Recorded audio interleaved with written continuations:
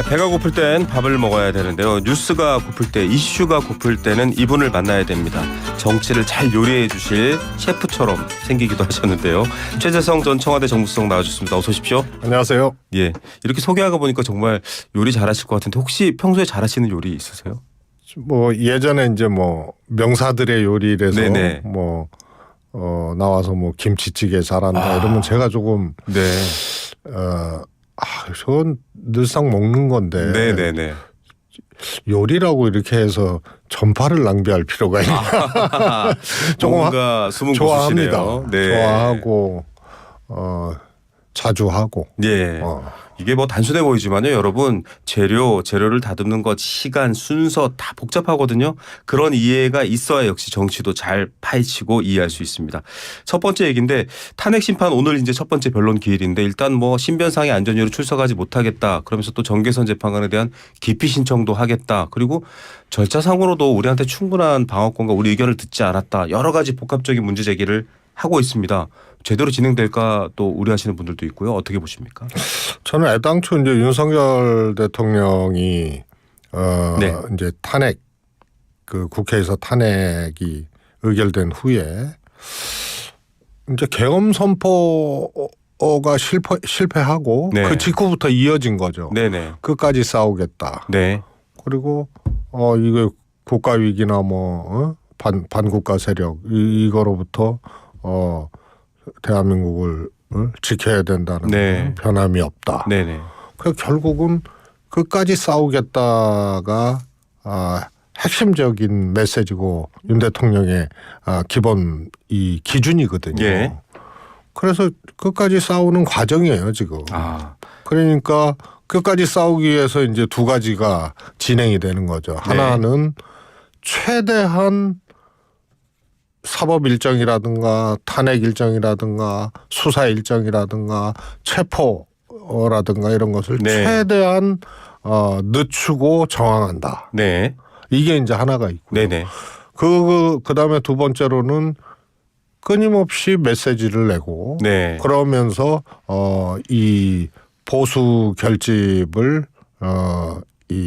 시도한다. 예. 그리고 일정 정도 지금 효과를 보고 있는 그런 거죠. 이 두 가지 기조가 계속 유지가 될 겁니다. 예, 윤 대통령의 메시지대로 사실은 지금 대응이 되고 있다. 이렇게 요약해 볼 수 있겠는데요.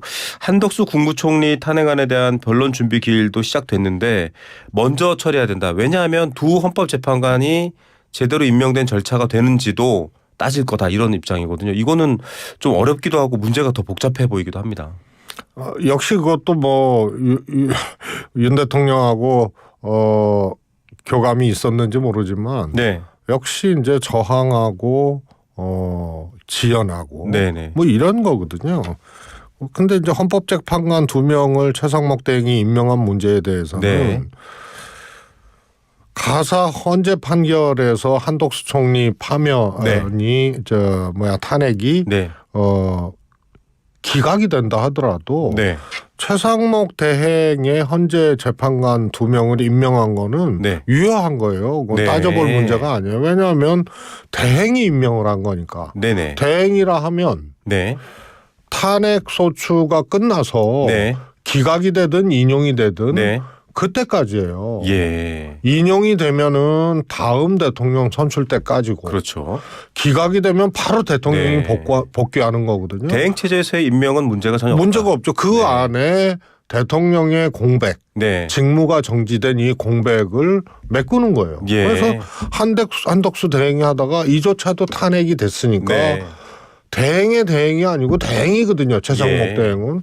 그래서 대행 기간에 이루어진 행위에 대해서는 따져볼 필요가 없는 거예요. 알겠습니다. 그래서 괜한 트집이죠. 예, 여기까지 사실은 윤 대통령이 대국민 담화라든지 혹은 체포영장 집행이 임박했을 때 1차 때 내놓은 메시지라든지 이런 것들과 일맥상통한다라는 얘기를 해주셨는데 청와대 정무수석으로 계셨잖아요. 저는 궁금한 게 보통 대통령의 메시지가 모호하지 않습니까? 확장성을 갖고 정치적으로 나를 지지하지 않는 세력까지도 좀 포용하는 메시지로서 내는데 선명하게 지지 세력을 향한 메시지를 내는 것 이거는 역대 대통령들도 그런 메시지를 내지는 잘 않았던 것 같은데 어떻게 보세요? 이게 득이 되는지 실이 되는지 사실 지금 이제 대통령의 참모는 아니시지만 그런 방식의 메시지는 어떤 결과가 가져올 것이다. 좀 조언을 해주신다면. 이제 탄핵 이전까지 네네. 윤 대통령의 메시지와 네네. 탄핵 이후의 이제 메시지 네네. 요거를 보면은요. 탄핵 이전이나 이후나 비슷해요. 네. 그래서 탄핵되기 전에 그야말로 정상적으로 대통령으로서의 윤석열 대통령 네. 이 메시지는 역대 어떤 대통령도 그렇게 하지 않았어요. 네. 그래서 이미 뭐 탄핵 이전부터도 뭐 자유대한민국 얘기하고 네. 그거 좋단 말이에요. 그런데 반국가 세력 네. 얘기하고 이미 그 전에도 그랬어요. 네네. 그리고 국민의원들한테 싸우라 그러고 네네. 그리고 야당에 대해서 대통령이 인정하지 않고 네. 공격적이고 이런 것들이 쭉 돼왔기 때문에 정말 저래도 되나 예. 이런 거였는데요. 탄핵 이후에는 더 심해졌죠. 왜냐하면은 공격적인 위치에 대통령에서 탄핵된 이후에는 수세적이고 이런 위치거든요. 예. 여기서 계속 지지층의 결집을 유도하기 위한 그런 발언을 쏟아야만 여기서 윤석열 대통령의 나름의 네. 탈출기라든가 이런 것들이 이루어질 수 있기 때문에 더 심해진 거죠. 예. 그러나 탄핵 이전부터 윤 대통령은 역대 대통령도 어디에서도 찾아볼 수 없는 그런 편협되고 한쪽을 배제하고 한쪽을 오히려 부추기고 싸우라 그러고 이런 이제 메시지로 일관해 왔던 분이죠. 이게 뭐 방금도 말씀하셨습니다만 최재성 수석께서 말씀하셨습니다만 사실은 출구 전략 그러니까 윤 대통령을 지지하시는 분들이 보시기에도 좀 윤 대통령에게도 유리한 전략이냐 아니냐를 봐야 되는데 정진석 비서실장도 윤석열 대통령 체포시도 막아달라. 자기 방어권 보장해달라. 차라리 제3의 장소나 방문 조사 이렇게 또 수정안도 내고 있습니다. 이제 이 지금 아주 무서운 아주 팽팽한 대치 전략을 세우고 그런 메시지를 내고 다시 또 이렇게 말을 했을 때 이게 수용이 될지도 좀 의문이고요. 말씀하신 것처럼 출구 전략이 있었던 거냐 이런 생각이 들거든요. 아니 지금은 출구 전략이라기보다 이제 이 상황, 네. 이 상황에서 계엄, 탄핵, 또 탄핵 소추, 별도의 또 네. 수사 이런 상황에서 윤 대통령이 정치적으로 할 수 있는 거는 지지 세력을 결집시키는 네. 거, 또 여론을 변화시키는 네네. 거 이거거든요. 네. 근데 지지 세력 결집으로부터 여론 변화를 이제 추동을 해야 되는 네. 그런 거기 때문에요. 이거는 뭐 사법적으로 해결된다, 네. 뭐 탄핵이 뭐 기각된다 이런 네네. 의미가 아니고 정치적으로 이렇게 할 수밖에 없는 거예요. 근데 이게 예. 맥히고 있거든요. 우선 보통 박근혜 대통령 탄핵 때하고 비교를 해보면 네. 국민의힘이 똘똘 뭉쳐서 네. 탄핵 지금 소추 중에 있는 그것도 네. 계엄을 선포해서 국회 탄핵이 네. 되고 소추 중에 있는 윤석열 대통령을 비호하고 있잖아요. 그리고 윤석열 대통령의 메시지나 생각 톤하고 똑같이 가고 있어요. 그렇죠. 그다음에 바깥에는 일종의 보수층의 결집이 네네. 어떤 이유에서든 일어나고 있는 것이 확인되고 있고 예. 그러다 보니까 정치적으로는 윤석열 대통령의 메시지와 전략 네. 이것에 적어도 네. 여당과 그다음에 보수 세력에서는 뭐라 그럴까요? 따라가고 있다. 네. 그걸로 뭉쳐지고 있다. 예. 이렇게 이제 보여지기 때문에 전략적 측면에서만 보면 정치적 측면에서만 보면 윤 대통령의 저런 모습 저런 행태지만 성공하고 있다. 예, 전략적으로는 윤 대통령의 전략이 성공하고 있는 상황이다라고 했는데 앞서 정진석 비서실장이 제3의 장소에서 방문하거나 조사하는 것도 검토 가능하다라고 했는데 대통령실은 비서실의 대국민 호소문은 우리랑 상의한 바가 없다. 이거는 좀 큰 엇박자인데요. 대통령 비서실인데 이런 상황이 생기는 이유는 뭘까요? 그냥 정진석 실장 개인의 의견일까요? 저는 뭐 이게 잘 조율되거나 네. 뭐 이럴 수 있는 상황이 아니잖아요. 네네. 윤 대통령은 현재까지는 기조가 뭐 체포영장도 거부하는 이런 네. 거고 그거 자체 과정 자체가 불법이라고 얘기를 하고 네. 있는 상황에서 어떤 방식으로 조사받겠다 이렇게 안 하고요. 만약에 가더라도 묵비권 하겠다. 네. 일체 진술하지 않겠다. 뭐 네. 이렇게 나오고 있는 거 아니에요? 네. 그래서 지금 상황에서 그게 뭐 정밀하게 조율돼서 네. 이렇게 할 수 없는 상황이죠. 정밀하게 서로 조율할 수 없는 상황이다 얘기해 주셨고 체포영장 집행 2차 집행 관련해서도 얘기해 보겠습니다. 청와대 계셨잖아요. 경호처라는 곳은 사실 경호처라는 이름만 알지 국민들이 상세히 몰랐거든요. 그런데 지금은 뭐 대테러 대응팀 무슨 팀 누구 부장 이렇게까지 경호처가 등장하고 경호처의 메시지가 나온 적도 없습니다. 지금 체포영장 강제 집행이 예고되기 때문에 벌어지는 일들인데 어떻게 보십니까 이 상황? 처음 있는 상황이니까요. 네. 처음 일어나는 일들, 처음 보는 장면들이 막 나오고 있어요. 네. 경호처가 그야말로 대통령을 경호하는 거 아니에요? 네. 그다음에 대통령과 뭐 가족, 네네 맞습니다. 경호하는 건데 대통령을 경호해야 된다는 이것으로부터 다른 상황들이 발생하지 않았었어요 그동안. 예. 근데 대한민국의 사법기관에서 네. 수사기관에서 정상적으로 체포영장을 발부받아서 네. 대통령을 체포하러 가요. 예. 그러니까 경호처는 어떻게 해야 될 거냐. 요 기료에 쓰잖아요. 그러니까 경호처가 갈라질 수밖에 없어요. 그래서 경호처 수뇌부도 경찰에 출두한 자와 예. 출두하지 않은 자로 나눠지잖아요. 예. 그래서 그전 출두했었죠. 박정준 경호처장이라든가 이번 부장이나 네. 여기는 소위 이제 온건파라고 온건파. 얘기를 네. 하는 이분들은 출두를 해요. 네. 왜냐하면 사법 절차 네. 또 체포영장에 대해서 경호처가 대통령의 위해를 가하는 존재로 네. 그렇게 볼 수가 없잖아요. 예. 정상적인 법적 절차를 통해서 공수처나 체포하러 네, 가는데 경찰이 네. 그런데 이거를 막아야 된다? 여기에 대해서 이제 갈등이 있죠. 네. 정치적으로 해결을 해달라고 예. 박정준 경호처장은 그랬죠. 최성목 대행에게도 요청을 하고 했는데 안 되니까 출두를 하고 탈출을 한 거예요. 사임했죠. 네. 네. 그 다음에 강경파들은 네. 윤 대통령과 같이 일종의 이제 저항을 하고 있는 거고. 네. 근데 누가 봐도 불법이거든요. 예. 이런 상황에서 중간 간부, 네. 밑에 경호처 요원까지 흔들리고 이견이 있고 입장이 갈라지고 하는 것은 당연한 거죠. 예. 그래서 초유의 장면들, 처음 보는 일들이 일어나고 있는 거예요. 그런 좀 불행이 될 수도 있는데요. 그런 충돌이 일어나지 말아야 된다라는 게 여야 국민들의 중론인데 이게 사실 풀 수 있는 건 윤석열 대통령 측이잖아요. 그렇게 충돌해도 된다라고 판단하고 있는 걸로 보십니까? 짧게 한마디만. 저는 윤 대통령이 뭐 다 얘기를 하지만 스스로 네. 걸어와서 네. 이런 절차에 응하는 것이 네. 해결책인데요. 윤 대통령 하나 때문에 경호처에 있는 사람들은 지금 지옥 같을 거 아니에요. 네. 그래서 윤 대통령이 이거는 사법 절차에 따르고 네. 체포영장에 따르는 것이 유일한 해결책이고요.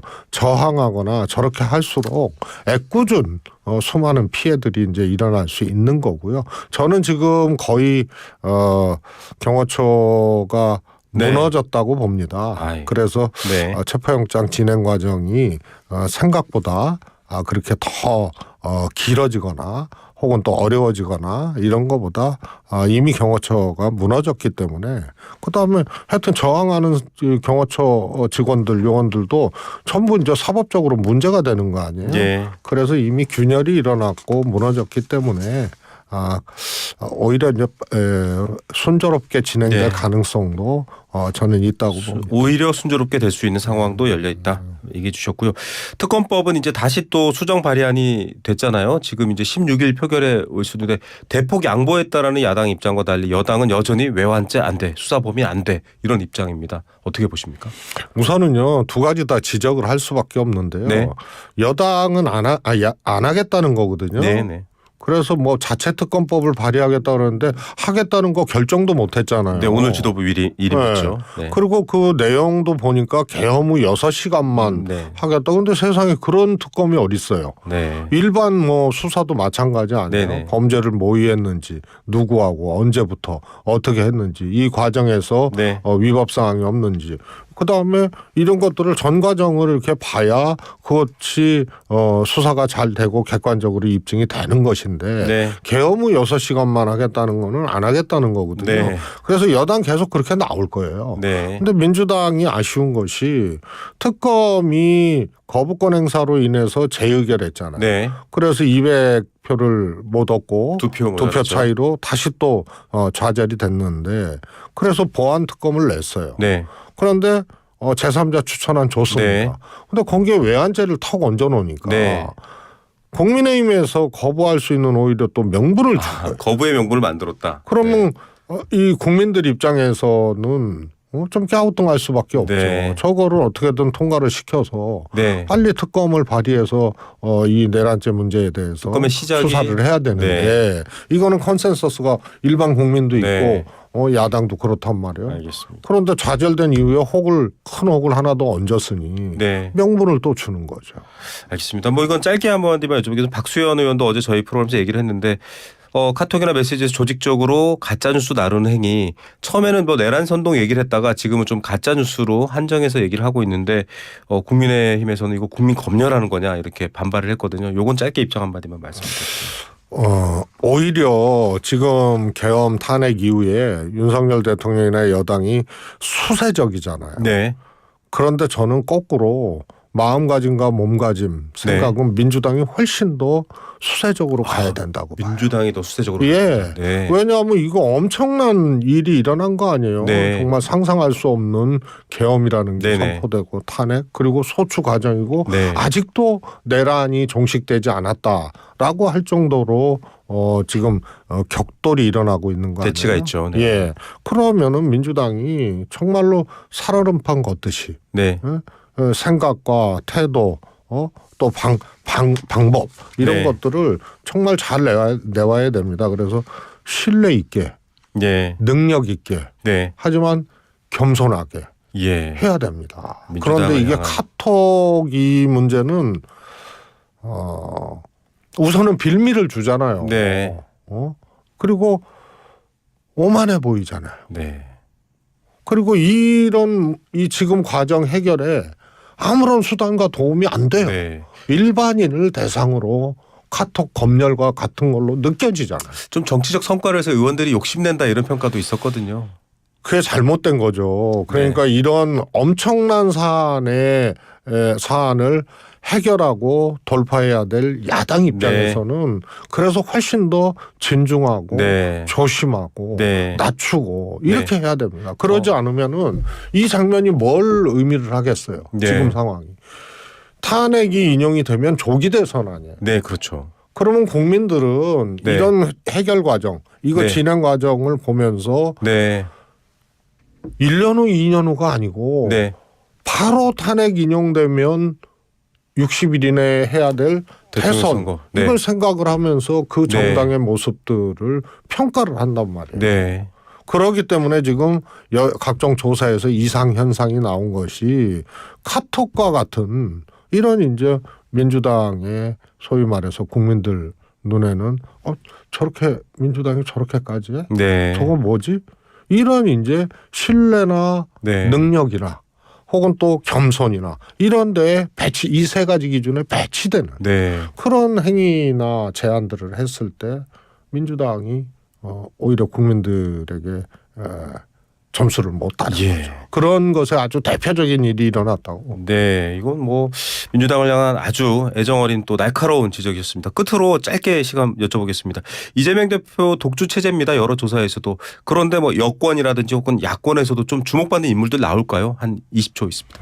저는 이제 상황이 이번 상황에 저는 이제 또 달려 있다고 봅니다. 이 계엄이나 탄핵, 윤석열 대통령 이 수사 이런 과정에 달려 있다고 봅니다. 이 상황을 슬기롭게 잘 이재명 대표가 능력 있게 돌파를 하고 해결을 하면 그러면은 알겠습니다. 정말 대안부재가 명확해지는 거고. 명확한 대안부재일지 저희도 지켜보겠습니다. 최재성 전 정무수석이었습니다. 감사합니다. 감사합니다.